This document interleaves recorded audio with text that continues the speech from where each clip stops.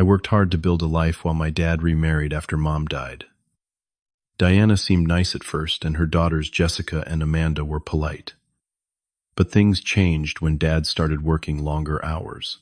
Small comments became cruel remarks. Last week at dinner, Diana looked at me with contempt. She said those words that still echo in my mind. "He has always been useless. Let us just take his room." I thought I had no options left. Before I tell you how I went from nearly homeless to watching them cry in the street, drop a like and let me know where you are watching from. Trust me, this story of standing up for yourself is something you will want to share. My childhood was pretty normal until I turned 15. Mom and Dad created a loving home where I felt secure and valued. We were not wealthy, but we never went without necessities. Dad worked as an electrical engineer, while Mom managed a small bookstore downtown. They balanced their careers with family time, and weekends were sacred for our adventures together. Mom was my biggest supporter. When I showed interest in computers, she bought programming books from her store. Dad taught me how to fix things around the house. Those memories of working alongside him in our garage workshop became even more precious after Mom got sick. The cancer diagnosis came suddenly.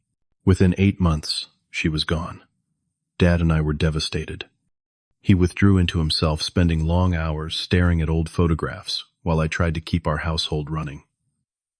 I learned to cook basic meals, do laundry, and handle groceries. Sometimes I would hear Dad crying late at night, and I would silently wish for him to find happiness again. Gradually, Dad started to emerge from his grief. He returned to his hobbies and began socializing with colleagues. I was 17 when he mentioned meeting someone special at a company event.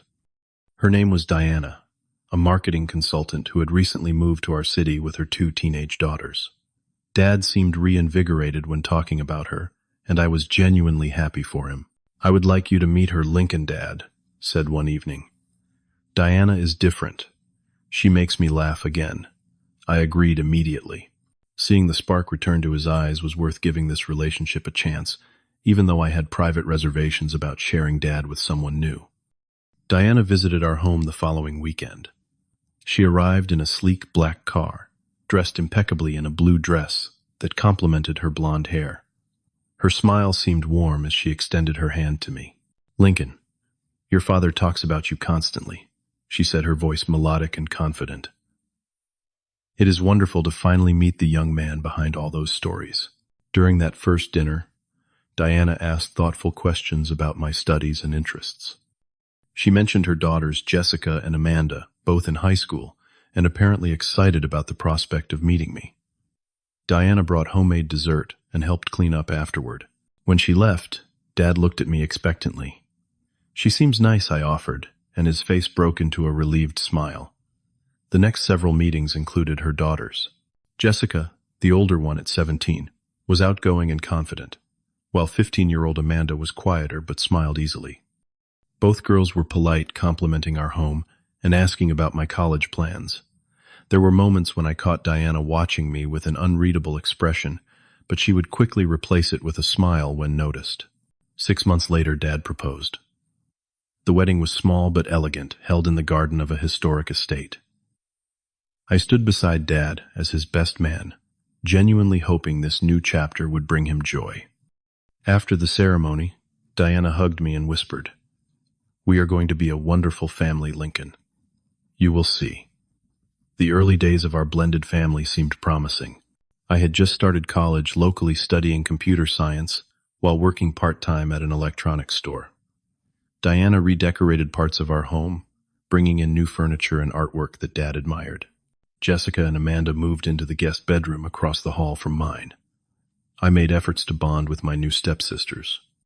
When Jessica mentioned struggling with a computer science assignment, I spent an evening helping her understand the concepts. I drove Amanda to her dance recitals when her mother was busy. These small connections felt like progress toward building a real family. The first warning signs were subtle. I noticed family photos being rearranged with pictures of Mom gradually disappearing from prominent places. When I mentioned this to Dad, Diana overheard and said, "We need to make room for new memories, Lincoln. Surely you understand that." Dad nodded in agreement, avoiding my eyes. That night, I carefully gathered the removed photos and placed them in a special album I kept in my room. Diana began hosting dinner parties for her friends and Dad's colleagues. During these gatherings, she would introduce Jessica and Amanda as our daughters, while referring to me as my husband's son. The distinction was clear but seemingly too minor to confront.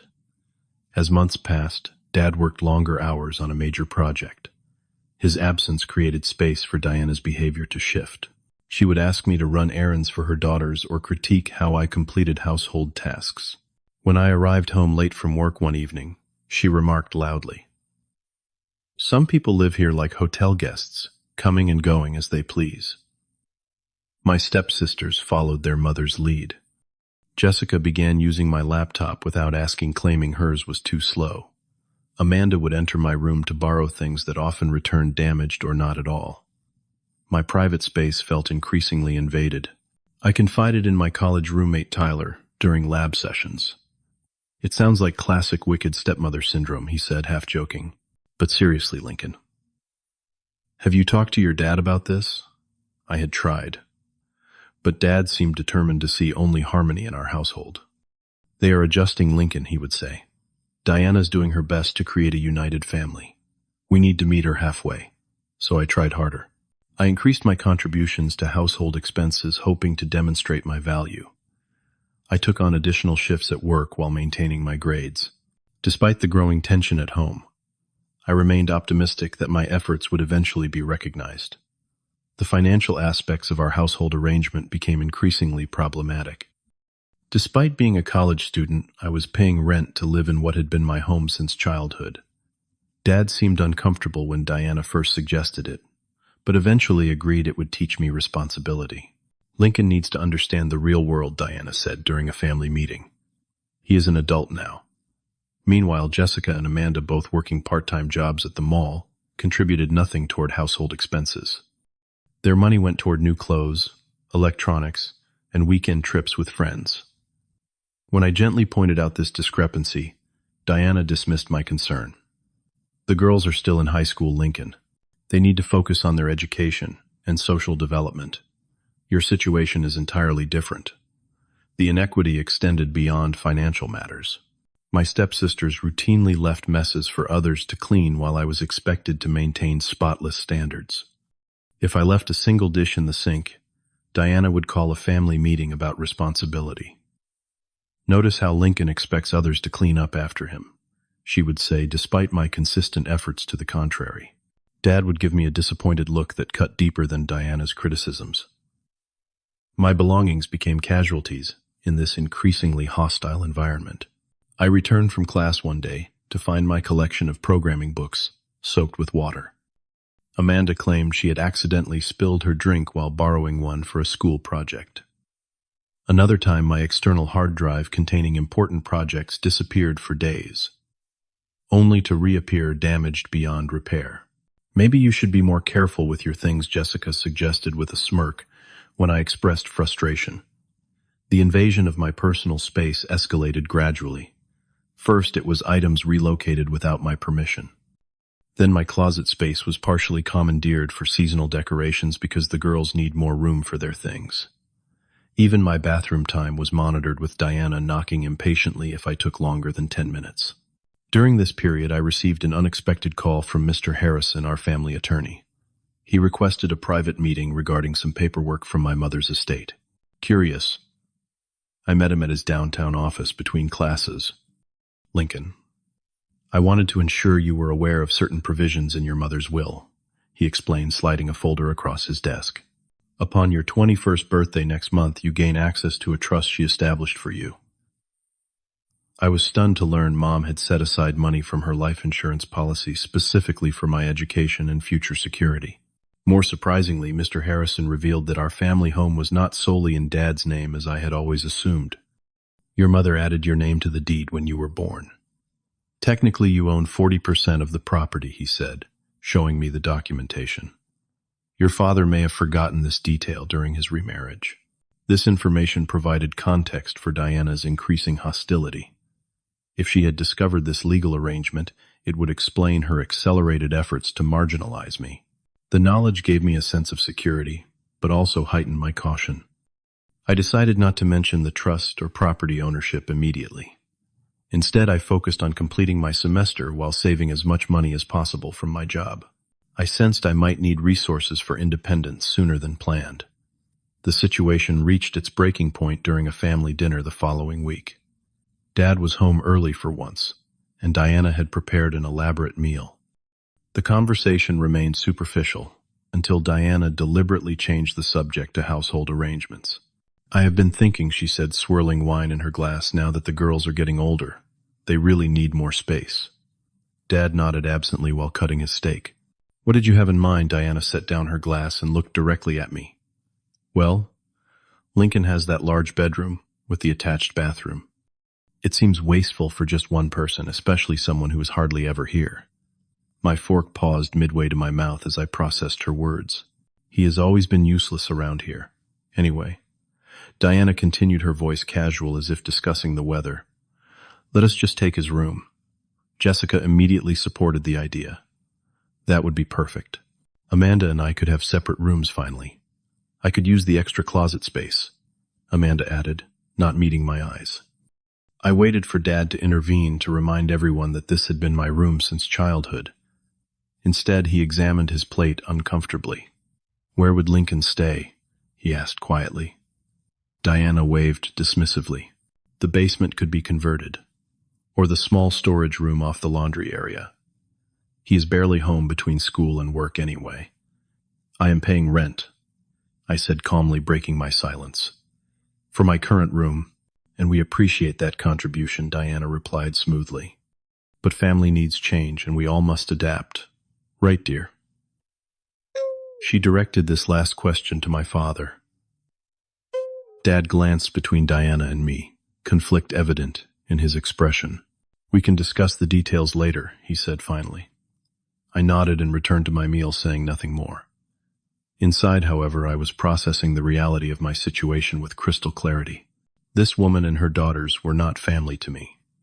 They were opportunists who had taken advantage of my father's grief and vulnerability, and now they wanted to erase the last physical space that connected me to my childhood and mother. I remained silent through the rest of dinner, observing their interactions with new awareness. Diana directed the conversation with Jessica, and Amanda following her cues. Dad contributed minimally, his once vibrant personality diminished in their presence. I excused myself early, claiming a study group meeting.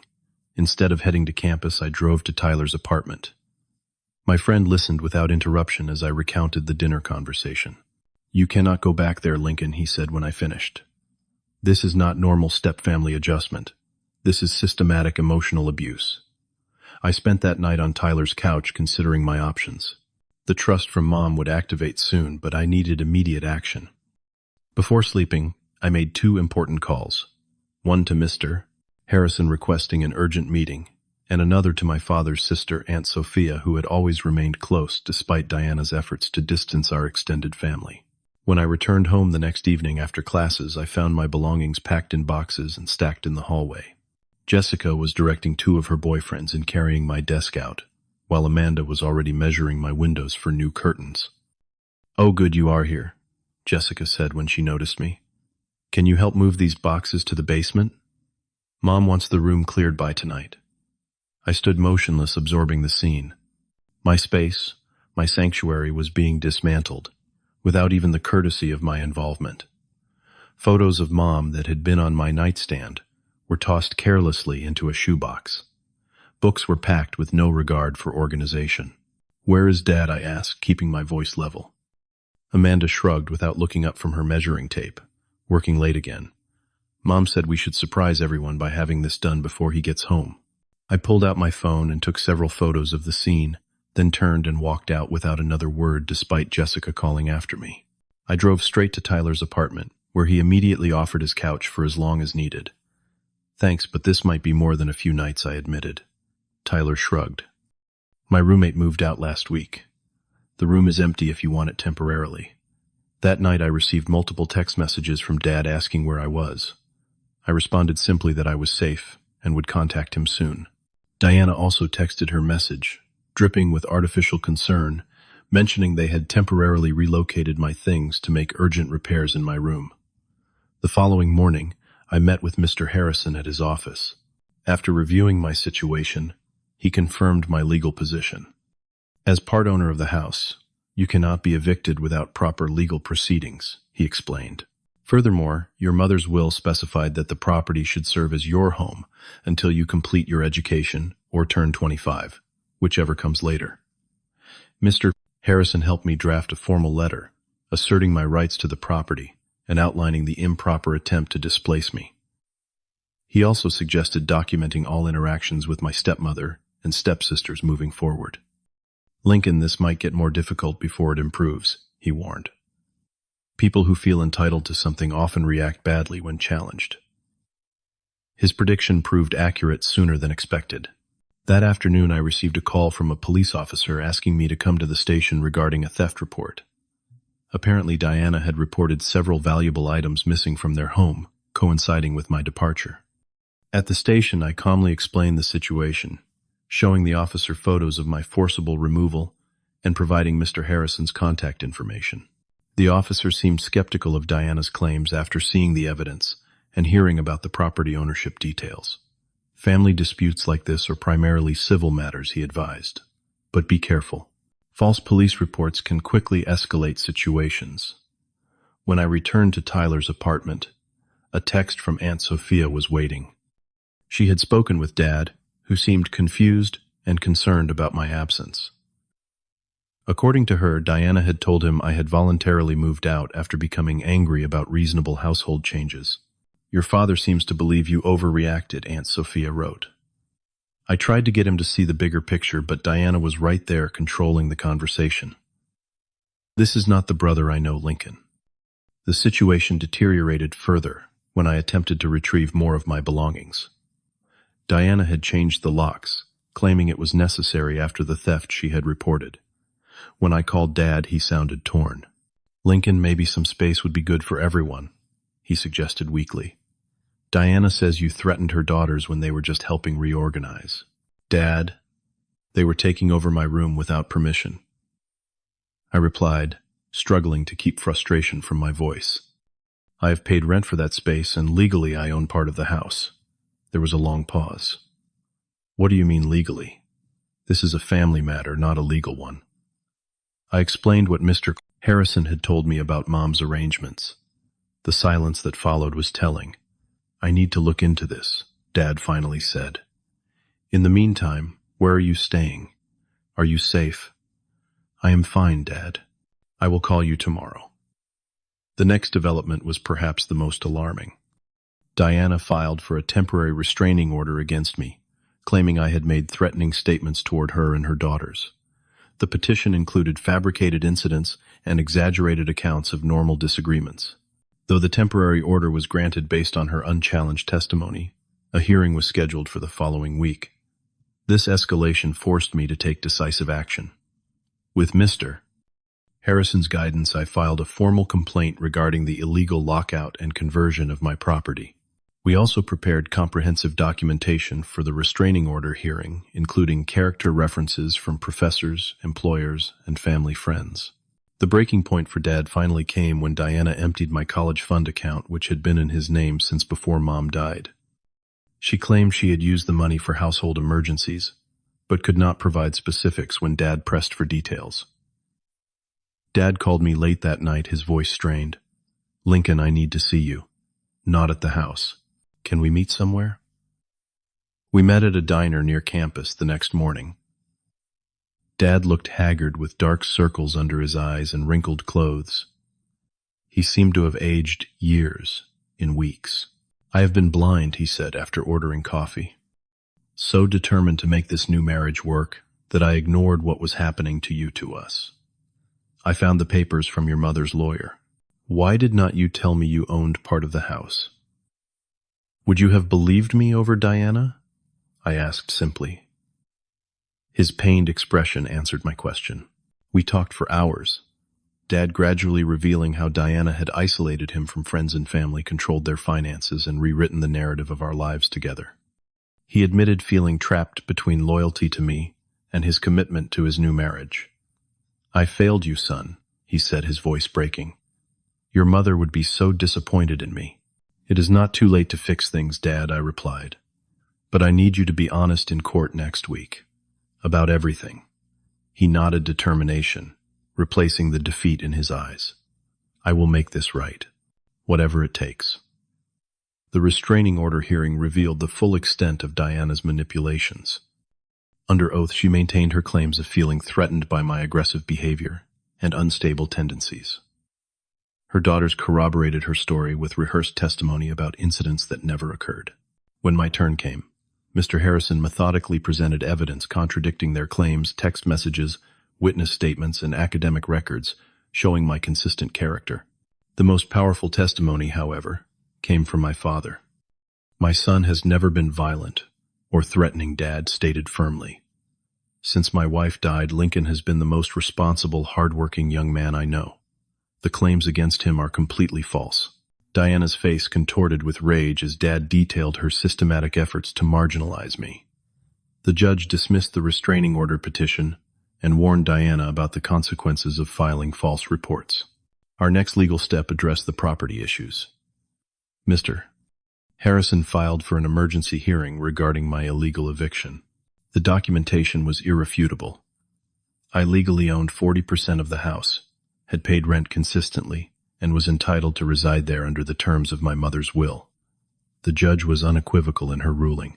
"This court finds the respondents have unlawfully denied the petitioner access to his legal residence," she stated.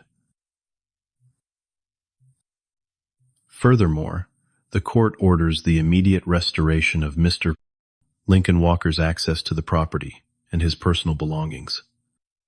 More surprisingly, the judge granted my counter-motion for exclusive use of the property based on the documented harassment. Due to the demonstrated pattern of hostile behavior, this court orders Diana Walker and her dependents to vacate the premises within 48 hours. Diana stood up, face flushed. "You cannot do this. That is our home. Actually, Mrs. Walker, it is legally not your home," the judge corrected calmly. "And this court can indeed issue such orders when appropriate. You may file an appeal if you wish, but the vacate order stands." The following morning, I arrived with a sheriff's deputy to enforce the court order. Diana, Jessica, and Amanda were frantically packing their faces streaked with tears and mascara. Dad stood in the driveway looking simultaneously relieved and devastated. "This is illegal," Diana shouted when she saw me. "We will fight this." The deputy calmly explained that refusing to comply would result in her arrest. As they loaded their belongings into their cars, I maintained my composure, saying nothing, despite their glares and muttered insults. Jessica paused before getting into her car. "You will regret this," she said, her voice cracking. "Dad will never forgive you." I looked toward my father, who had approached to stand beside me. "I think Dad understands exactly what happened here." Amanda, the younger stepsister, who had sometimes shown glimpses of discomfort with her mother's schemes, hesitated before joining the others. "I am sorry about your books," she said quietly before hurrying away. As their cars pulled away, Diana's face was visible through the window, a mixture of fury and disbelief, as she realized her plans had catastrophically backfired. The image of them crying in their cars parked temporarily on the street while arranging where to go was not as satisfying as I might have imagined. Instead, I felt a complex mixture of relief, vindication, and sadness for what could have been. Dad and I stood in silence watching them leave. "Can I stay?" he asked finally. "I understand if you want me to go too." I considered his question carefully. "You can stay, Dad, but things need to be different." Inside the house showed signs of Diana's brief reign. Family photos had been replaced with generic artwork. Mom's reading nook had been converted to a vanity area. My room had been partially redecorated with frilly curtains and pink paint on one wall. "We will fix it all," Dad promised, seeing my expression. "Whatever it takes." Over the next several weeks, we began the process of rebuilding our home and relationship. Dad moved into the guest room, giving me space while we worked through our issues. He filed for divorce, citing Diana's deception and financial misconduct. The process revealed she had accumulated significant debt in his name and had been planning to refinance the house without my knowledge. I continued my studies while working reduced hours, focusing on healing and moving forward. Tyler remained a steadfast friend, helping us repaint and reorganize. Aunt Sophia visited regularly, bringing home-cooked meals and family photos she had safeguarded after noticing Diana removing them. My trust fund activated as scheduled, providing financial security for my education. Mr. Harrison helped establish clear legal protections to prevent future exploitation. Dad and I attended family counseling, gradually rebuilding the trust that had been damaged. 6 months after the court hearing, I received an unexpected email from Amanda. She had moved in with her biological father in another state and was starting community college. Her message was simple but meaningful. I am sorry for everything. You did not deserve what happened. I hope you and your dad are doing better now. I replied with equal simplicity, wishing her well in her new beginning. Her response to family dysfunction had been to seek a healthier environment and pursue education. It suggested she might break the cycle her mother had perpetuated. My professional life flourished alongside personal healing. My programming skills earned me an internship at a growing tech company, which later extended an offer for part-time employment that accommodated my class schedule. The experience I gained there proved more valuable than the modest salary. Dad gradually returned to the person I remembered from childhood. He resumed old hobbies and reconnected with friends Diana had alienated. Most importantly, he became honest about his grief over Mom's death and how it had made him vulnerable to Diana's manipulation. I was so afraid of being alone, he confessed during one of our evening talks. I rushed into a relationship without seeing the warning signs. We both wanted to believe in a happy ending, I acknowledged. As for me, the experience transformed how I viewed relationships and self-worth. I learned that standing up for myself was not selfishness, but necessary self-preservation. The quiet strength I had always possessed became a conscious asset rather than something I took for granted. I discovered the importance of creating boundaries and recognizing when compromise becomes unhealthy sacrifice. Most surprisingly, I found freedom in letting go of bitterness. Diana and Jessica had hoped to maintain power through my resentment. By focusing on rebuilding rather than revenge, I reclaimed control over my emotional life. The most profound lesson came from understanding how entitlement corrupts character. Diana believed she deserved what others had built, that her desires trumped others' rights. That mindset had poisoned her daughters and nearly destroyed my father. Recognizing this pattern helped me choose different values for my own life. Today, our home feels like a sanctuary again. Mom's presence is honored through photos and memories we share freely. Dad and I have established a new relationship based on mutual respect rather than just family obligation. The painful chapter with Diana taught us both to appreciate authentic connection over convenient companionship. Have you ever had to stand up to someone who tried to take what rightfully belonged to you? Whether it was your physical space, your peace of mind, or your self-worth, learning to defend your boundaries is one of life's most difficult but necessary lessons. Share your experience in the comments below, and let me know if you would have handled my situation differently. If this story resonated with you, please hit the like button and subscribe to hear more authentic life experiences. Remember, sometimes the strongest response to unfair treatment is not immediate confrontation but strategic patience. Thank you for listening to my journey from silent endurance to reclaiming what was mine. I hope it inspires you to recognize your own worth and stand firm when it matters most.